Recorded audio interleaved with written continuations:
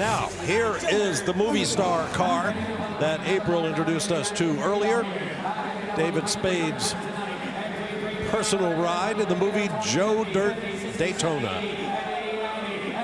So this car started life as a 1969 Dodge Charger that was actually nicely restored.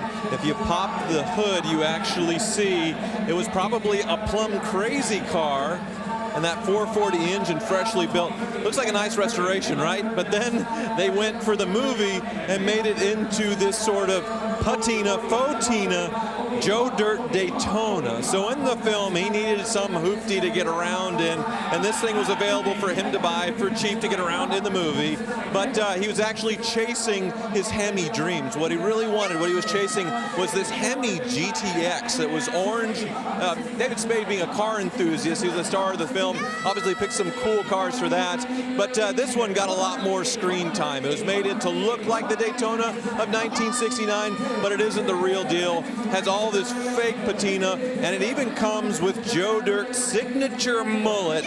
David Spade wore, you get the mustache, you get the mullet, you can put it on, wear it, and drive around. Just hilarious. I don't think we'll call this business in the front, party in the back, though. But the one thing I can tell you, the reason I absolutely know it's not a real deal Charger is because at one point he has to, he's trying to break away from someplace and he goes through a barrier and the rear wing gets knocked off. And I'm like, well, if this was a true Daytona, that rear wing is very solid. You can't get rid of that thing.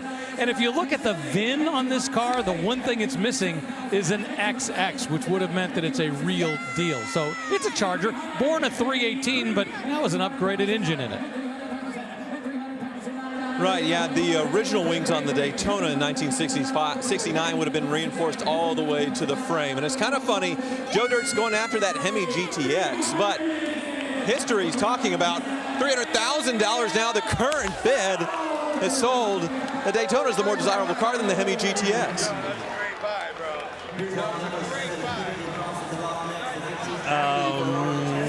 Not sure what to say about that. But anyway, $300,000.